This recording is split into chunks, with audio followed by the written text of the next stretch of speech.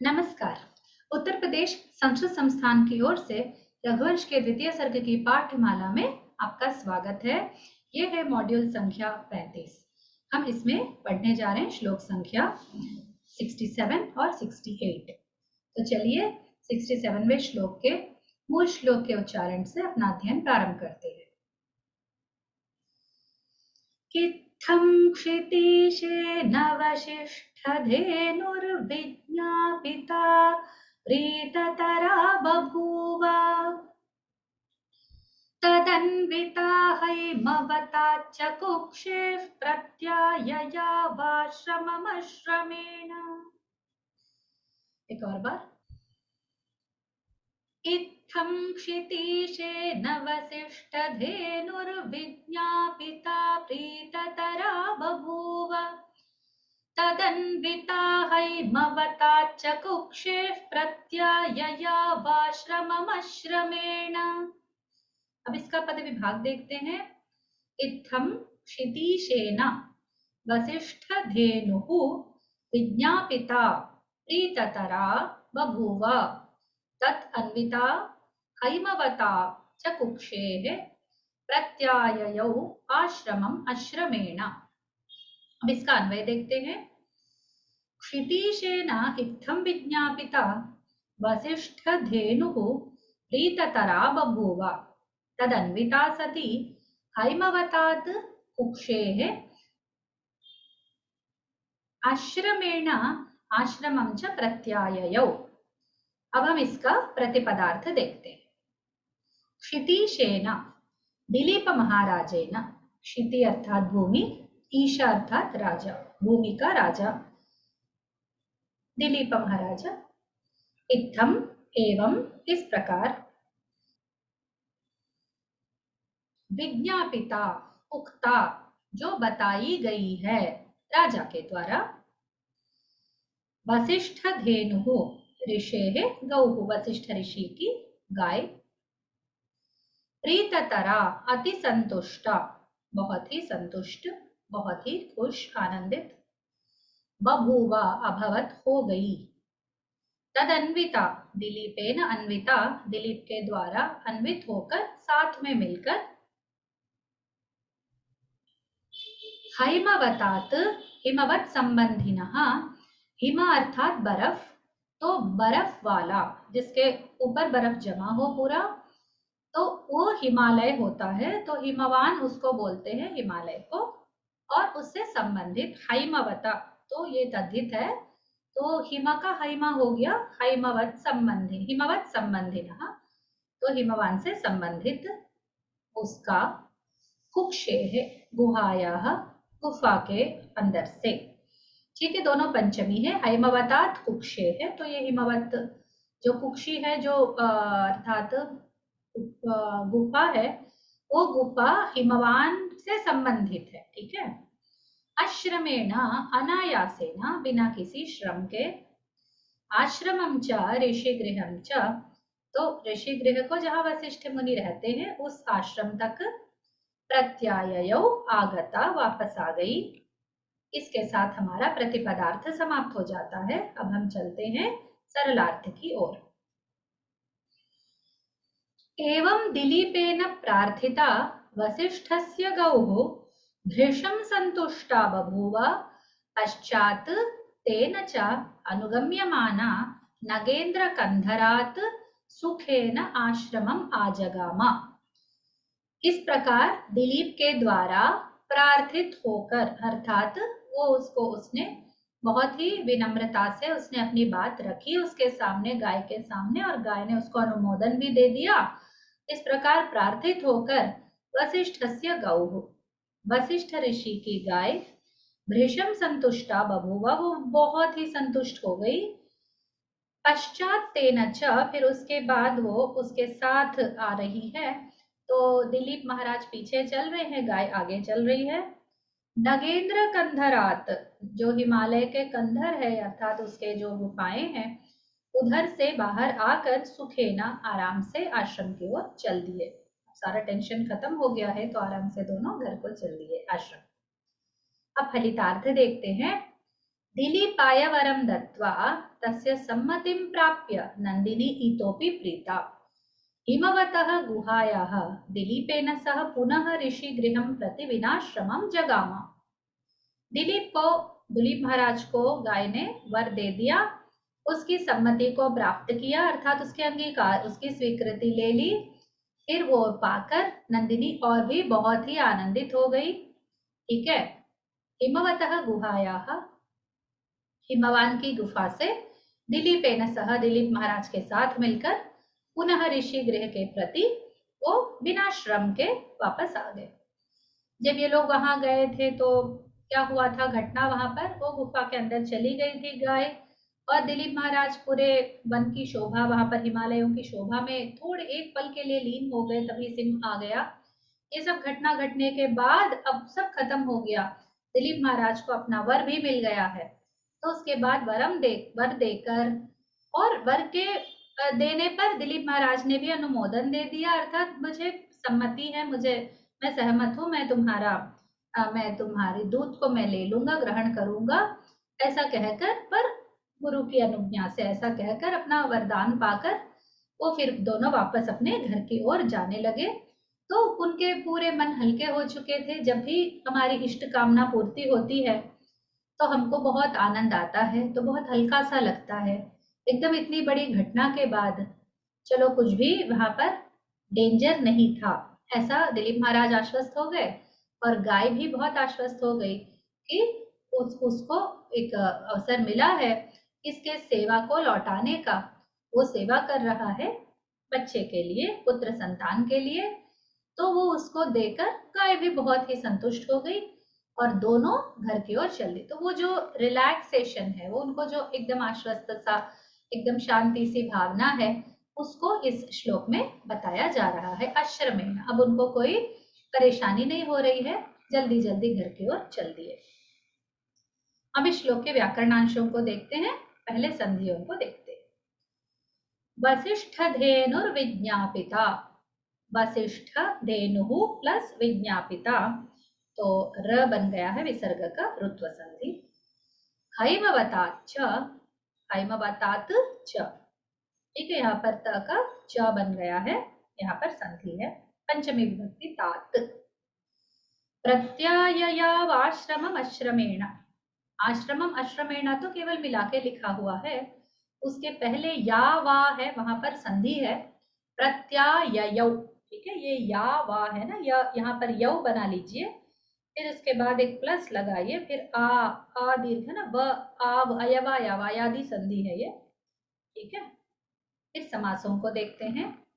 क्षितिशेन, क्षितेः ईशः क्षितिशः, तेन क्षितिशेन, क्षिति अर्थात धरा, भूमि, भूमि का अधिप अधिपति, और वो उसका ईश, ठीक है, तो क्षितिश। वसिष्ठस्य धेनुः, वसिष्ठ धेनुः, वसिष्ठ का धेनु उसकी गाय। तेन तदन्विता, तेन दिलीपेन अन्विता, ये समास है, समस्त पद है। अब हम इसके साहित्यादि विशेषों को देखते हैं। नंदिनी संतुष्टा सती परीक्षां विधाय उत्तीर्णाय राज्ञे तत्रैव वरमदात। नंदिनी इस श्लोक में बहुत संतुष्ट होती दिखाई देती है, और संतुष्टि के कारण उसने सेवा से तो संतुष्ट हो गई, अब इसके मन में क्या है जानना चाहते हुए उसने परीक्षा भी लगाया, और परीक्षा में राजा उत्तीर्ण भी हो गए, और उसके बाद वही का वही उसने वरदान भी दे दिया, ठीक है। वरदानं सपदि नृपः झटिति क्षीरपानाय न रक्तः गुरवे होमकार्यादिभ्यश्च मनः ददातीति विज्ञाय धेनुः प्रीता। ये राजा होने के कारण होम यज्ञ इत्यादि के प्रति उसका महत्व उसे पता रहता है, तो उसने झटिति अंगीकार नहीं किया कि भाई ठीक है अभी दे दो दूध, मैं भी पी लेता हूँ, मुझे अभी संतान चाहिए, नहीं, ऐसा नहीं सोचा। उसने सोचा कि जब होम कार्य होता है उसके लिए जो भी दूध उपयोग होगा फिर बछड़ा पिएगा, उसके बाद मैं पीऊंगा। तो ये जो राजा का कथन है वो चीज इसको बहुत ही आनंदित कर देती है, ठीक है। तो इसकी संतुष्टि का कारण इस श्लोक में बताया जा रहा है कि वो क्यों संतुष्ट है, ठीक है। उसकी धेनु घर जाते जाते क्यों कितनी खुश है, उसके दोनों के मन में वही घटना के बारे में जो भावनाएं हैं वो मन में चलती रहती है। जब हम वापस जाते, कोई बड़ी घटना घटती, हम उसके बारे में सोचते हुए जाते हैं, तो दोनों एक दूसरे के बारे में सोचते हुए जा रहे थे। तो ये श्लोक यहाँ पर समाप्त हो जाता है। अब हम चलते हैं 68वें श्लोक की ओर, 68वां श्लोक। पहले इसका उच्चारण सुनिए। तस्याः प्रसन्नेन्दुमुखः प्रसादं गुरुर्नृपाणां गुरवे निवेद्य प्रहर्षचिह्नानुमितं प्रियायै शशंस वाचा पुनरुक्तयेव। फिर से एक बार।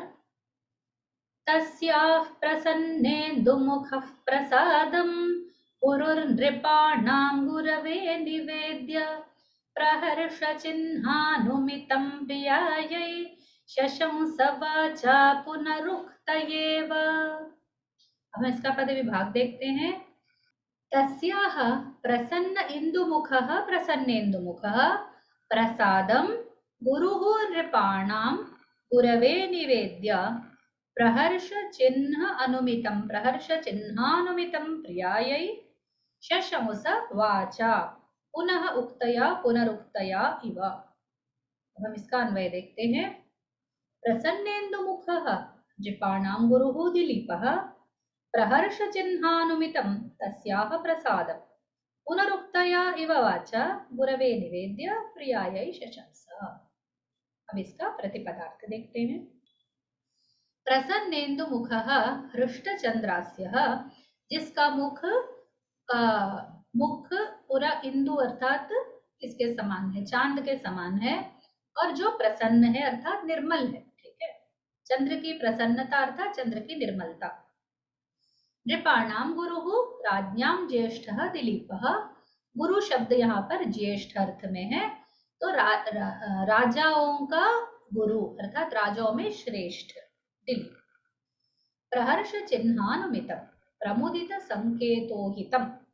प्रहर्ष खुशी आनंद, चिन्ह संकेत, अनुमितम उससे ऊहित हो सकता है, उससे जो पता झलक रहा हो, उससे जो प्रकट हो रहा हो। ठीक है, तो प्रकट हो रहा है पर व्यक्त रूप से नहीं, केवल झलक रहा है जिससे एक अनुमान लगाया जा सकता है, तो वही अनुमितम। ठीक है, जिसकी प्रसन्नता के सांकेतिकता से चिन्ह से बताया जा रहा है कि वो बहुत ही संतुष्ट है। ठीक है, तस्याह धेनोः नंदिन्याः, उस धेनु नंदिनी का, प्रसादम अनुग्रहम, यहाँ पर जो प्रसन्नता है, नंदिनी का अनुग्रह अर्थात वरदान दिया है उसने, तो उसको अनुग्रह अर्थात किसी के ऊपर बहुत ही प्रसन्न होने पर, चलो तुम्हें मैं ये दे दूंगा वो दे दूंगा, इस प्रकार हम बोलते हैं, और उसके अनुकूल, उसके अप्रतिकूल हम काम करने के लिए सहमत हो जाते हैं, तो उसको अनुग्रह बोलते हैं। पुनरुक्तया इव द्वितीय वारम निगदितया इव, जैसे दूसरी बार वो बता रही हो गाय, ऐसे ऐसे। ठीक है, पुनः अर्थात अगेन, एक और बार। उक्ता उक्तया, तो उक्ता शब्द का तृतीय एक वचन है। वाचा वचसा बात से, गुरवे आचार्याय वशिष्ठाय, गुरु के लिए आचार्य वशिष्ठ के लिए, निवेद्य समर्प्य को बोलकर, ठीक है, समर्पित करके, प्रियायै भार्यायै सुदक्षिणायै, ठीक है, उसको निवेदित करके, अपने गुरु के लिए निवेदित करके, फिर भार्यायै सुदक्षिणायै, अपनी पत्नी सुदक्षिणा के लिए, शशंसा अज्ञापयत, उसने बात को बताया। ठीक है, शम्स धातु है। अब प्रतिपदार्थ समाप्त हो जाते हैं। अब चलते हैं सरलार्थ की ओर। प्रसन्न चंद्राननः महीपतीनां गुरुः दिलीपः यदा गुरु समीपम् आगतः तदा वसिष्ठेन मुखरागादिभिः तस्याः धेनोः वरम् अनुग्रहं ज्ञातम्। पश्चात् राजा गुरवे विज्ञाप्य सुदक्षिणायै वृत्तं कथितवान्। प्रसन्न चंद्राननः, जिसका मुख, ठीक है, बहुत ही प्रसन्न चंद्र के समान है। चंद्र अर्थात सौंदर्य के लिए उसको बोला जाता है। तो चंद्राननः सामान्य रूप से बहुत सुंदर मुख वाला होता है और ऊपर से प्रसन्न। जो बहुत ही निर्मल चंद्र के समान प्रसन्न मुख है, अर्थात वहां पर कोई विषाद या दुख या उसकी किसी अन्य चीज की छाया नहीं है। महीपति नाम गुरु, जो राजाओं में भी श्रेष्ठ है, जो आगे गिना जा सकता है ऐसा व्यक्ति दिलीप महाराज। यदा गुरु समीपम आगतः, जब वो गुरु के पास आया, तदा तब वसिष्ठेन मुखरागादिभिः, मुखराग अर्थात मुख का जो रंग है, ठीक है, वो एकदम प्रसन्न ये था। तो उसको पता चल गया वशिष्ठ जी को कि इस राजा को जो वर चाहिए था वो मिल चुका है। तस्याह धेनोः वर अनुग्रह, अब धेनु के ऊपर उनको तो पता है, उन्होंने स्वयं उसको इस उपाय को करने को कहा था। तो वो धेनु जो है उसका जो अनुग्रह है वो एकदम बता दिया है, उसके मुख से ही छलक रहा है कि धेनु अनुग्रह कर चुकी है, जो गाय है राजा को वर दे चुकी है, ऐसा जो राजा का मुख है वो देखकर पता चला, ठीक है, वशिष्ठ को। और उस धेनु को भी देख के पता चल गया। पश्चात उसके बाद राजा ने क्या किया, गुरु के लिए उसको बताया कि हाँ हाँ ऐसा हुआ है, उसने मुझे वरदान दे दी है। और सुदक्षिणा यही वृत्तम कथितमान, घर आने के बाद अपनी पत्नी को भी उसने सब कुछ कहकर सुनाया कि हमको वर मिल चुका है, हमारी संतति हो सकती है। ठीक है, अब इसका फलितार्थ देखते हैं। भूपालानां ज्येष्ठः दिलीपः धेन्वा दत्तवरः सः निर्मलचन्द्रवदनः गुरुगृहं सम्प्राप्तवान्। धेनोः प्राप्तं वरं गुरवे अज्ञापयत्, परन्तु ज्ञापनाय आस्पदमेव नासीत्, यतो हि सा हर्षान्विता गौः स्वमुखभावैः स्वयमेव प्रसादं ज्ञापयति स्म। ततश्च दिलीपः पत्नी सर्वं व्यज्ञापयत्। तो भूपाल यानी जो राजा महाराजा लोग हैं जो धरती का पालन करते हैं, उसमें से ज्येष्ठ सर्वश्रेष्ठ प्रथम गण्य आगे गिने जाने वाले दिलीप महाराज है। धेनु के द्वारा दत्तवर है, अर्थात उसे वर प्राप्त हो चुका है और इसी कारण से उसका मुख बहुत बहुत प्रसन्न है। उसके मुख से जो एक टेंशन रहती थी रोज सेवा में जाकर वापस आकर, ऐसा नहीं है कि राजा ने कब होगा ऐसा एक भावना रखी होगी, पर सबको मन में थोड़ा तो उतावलापन रहता है और कितने दिन करेंगे, ठीक है, ऐसा नहीं है। वो गौ सेवा से बहुत संतुष्ट है, सेवा करते करते भी उसे आनंद आ रहा था, और फल के लिए जो संतान चाहिए तो उस फल प्राप्ति के ऊपर भी उसकी दृष्टि थी। तो एकदम उसको वर मिल गया तो वो आनंदित हो गया, एकदम निश्चिंत हो गया, वर मिल चुका है, ठीक है। गुरु गृहम प्राप्तवान, फिर वो अपने गुरु के घर को वापस आ गया, ठीक है। धेनु हो प्राप्तम वरम, सो धेनु से उसको वर मिल गया था, उसने गुरु को बताया, ज्ञापयत, परंतु ज्ञापनाया, फिर ज्ञापन के लिए उसको बताना उसका दायित्व है, ठीक है। आस्पदमेव नासीत, बताना तो उसको चाहिए, राजा का दायित्व है, तो उसकी कोई आवश्यकता ही नहीं थी, ठीक है। फिर भी उसने राजा ने बताया, ठीक है। राजा को बताने की आवश्यकता नहीं, गाय से भी पता चल गया, राजा के मुख देख के भी वशिष्ठ जी को पता चल गया, पर वशिष्ठ जी के बिना पूछे ही राजा ने बता दिया कि गाय ने हमको वरदान दे दी है, ठीक है। यतो हि सा हर्षान्विता गौः, क्यों आवश्यकता नहीं थी, क्योंकि गाय भी हर्षान्विता थी, उसके जो मूवमेंट्स है, उसके जो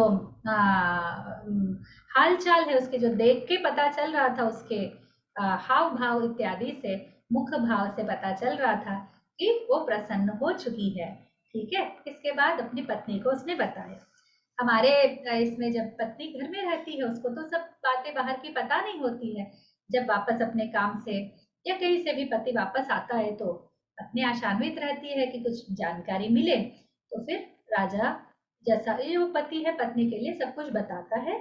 इस आनंद में सहभागिता, आधी सहभागिता उस पत्नी की भी है, जो घर में रहकर आप स्मरण कीजिए, ये भी उस गाय की पूजा करती थी। जब वो गाय आगे बाहर निकलने के लिए सुबह तैयार होती थी तो ये रानी उसको बहुत अच्छे से तैयार करके माला आदि पहना के अर्चना इत्यादि करके भेजती थी। तो इसकी भी सेवा गिनी जाती है। इस वरदान में रानी का भी सहभाग है, उसे हम नहीं भूल सकते, इसीलिए राजा ने उसको आते से ही बताया कि हमारा वरदान मिल चुका है, ठीक है। अब हम इसके व्याकरणांशों को देखते हैं। पहले संधियां। प्रसन्नेन्दुमुखः, प्रसन्ना प्लस इंदुमुखः गुणसंधि। गुरु नृपाणां, गुरु प्लस नृपाणां, ये र बन चुका है विसर्ग का ऋतु संधि। प्रहर्ष चिन्हानुमितम, प्रहर्ष चिन्ह प्लस अनुमितम दीर्घ संधि है, बस दीर्घ हो गया, न पे जो अ है और ये अ है इसे। अच्छा, यहाँ पर चिन्ह बोलना चाहिए, चिन्ह नहीं बोलना चाहिए, उच्चारण की छोटी सी बात है।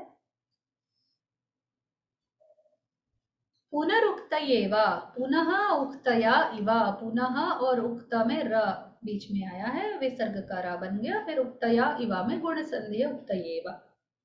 अब समासों को देखते हैं। प्रसन्नेन्दु मुखः, प्रसन्नश्च स इंदुश्च, प्रसन्नेन्दुः जो प्रसन्न है वह इंदु वह चंद्र, तस्य इव मुखम यस्य स उसके समान जिसका मुख है वो प्रसन्नेन्दु मुखः है। प्रहर्ष चिन्हानुमितम, प्रहर्षस्य चिन्हम, प्रहर्ष चिन्हम जो आनंद की आनंद का संकेत है वो, तेन अनुमितम उसके द्वारा अनुमित किया गया, अर्थात गेस किया गया है, ऊहित किया गया कि ऐसा होता होगा, अनुमान लगाया गया है।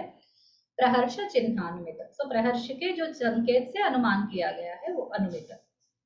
अब हम इसके साहित्य आदि विशेषों पर एक दृष्टि डालते हैं। नृपाणाम गुरु गुरवे निवेद्य, इस प्रकार जो कथन है गुरु गुरु का रिपीट हुआ है, तो नृपाणाम गुरु श्रेष्ठ अर्थ में पहला गुरु है और दूसरा गुरु है वशिष्ठ, गुरु के लिए जो सच्चे गुरु है, आचार्य है। नृप राजा गुरु नहीं है, लेकिन वो नृपों में गुरु है, अर्थात नृपों में, राजाओं में वो सर्वश्रेष्ठ है। तो इधर कालिदास जी की जो भाषा पर पकड़ है, जो एक साभिप्राय प्रयोग है, वो दिखाई देता है। ठीक है। प्रथमं गुरवे उक्त्वा ततः प्रियायै भार्यायै वदति विषयमिति गुरौ भक्तिं ज्ञापयति। चाहे तो राजा घर पे आते से ही, जैसे प्रतिदिन गाय को लेकर घर पे जाता है तो सुदक्षिणा सामने आती है और उसको फिर से चंदमाला चंदन इत्यादि अर्पित करती है, फिर बछड़े के पास देर न हो जाए इसलिए जल्दी भेज देती है। तो उस घटना के लिए आए ही होंगे घर पे, आते से वो दृश्य तो यहाँ पर नहीं लिखा है, पर वापस आने पर जहाँ आश्रम में उनका रहने का स्थान है वहां पर आएंगे तो पत्नी रहेगी वहां पर, तो मुख से निकल सकती है बात फटाक से, देखो हमें मिल गया है बोल के। लेकिन वैसा नहीं किया राजा ने, पहले गुरु को बताया। ठीक है, गुरवे निवेद्य, पहले गुरु को बताया, उसके बाद शशंसा वाचा, फिर उसने अपने पत्नी को बात बताई प्रियायै। ठीक है, तो ऐसा लग रहा था कि पुनरुक्ति ही हो रही है, उसका मुख पर भी लिखा हुआ था। कुछ लोगों को देख के मिले तो तुम्हारे तो चेहरे पे लिखा हुआ है कि तुम बहुत खुश हो, ऐसा हम लोग बोलते हैं। इतना छलकता है, जो अंदर का भाव होता है वो छुपता नहीं है। जब हम बहुत आनंदित होते हैं या बहुत दुखी होते हैं तो बहुत स्ट्रांग भावनाएं जो भी होती हैं वो बहुत ही स्पष्टता से हमारे मुख पर छलकती हैं। तो गुरु को भी पता है, पति को भी पता है, पर उसने दोनों को भी स्वयं बताया, और पहले गुरु को बताया उसके बाद पत्नी को बताया, इससे उसकी गुरु भक्ति का पता चलता है। कथितस्यैव कथनम पुनरुक्तिः न चेह तदस्ति, किंतु चिन्हैः कथित प्रायत्वात् पुनरुक्तयैव स्थिता इति व्याख्या। ऐसे जब कोई पुनरुक्ति होती है तो वो दोष होता है, चाहे कविता में हो चाहे कहीं पर भी हो, से बताई हुई बात को ही फिर से दोहरा रहे हैं तो उसमें कोई औचित्य नहीं रह जाता है। तो यहाँ पर वैसा नहीं है, यहाँ पर क्या है, छलक रही है, बस प्रसन्नता मुख से छलक रही है, किसी ने बात नहीं की। गाय तो वैसे भी बात नहीं करती है, ठीक है, बस इसमें बोली है माँ बोल के, एक उसने उसको भी डायलॉग्स दिए गए हैं, धेनु को भी, जैसे एक मनुष्य बोलती हो, लेकिन उससे हमें पता चलता है कि वो बहुत ही दिव्य धेनु है। ठीक है, तो उसके जो इससे पुनरुक्ति होने का जो डर था वो अभी नहीं होगा, क्योंकि यहाँ पर जो छलक रहा है मुख का भाव है और जो वाक्य से बोलने का है वो राजा ने बोल दिया है, इसलिए कोई पुनरुक्ति का दोष इसमें नहीं होता है। ठीक है, इसी के साथ 68वां श्लोक भी समाप्त हो जाता है। 67 और 68 श्लोक को भी यहीं पर हम लोग मॉड्यूल खत्म कर लेते हैं और आगे के श्लोकों से 69वें श्लोक से फिर से मॉड्यूल में मिलेंगे अगले मॉड्यूल में। तब के लिए शुभमस्तु, हरिओम।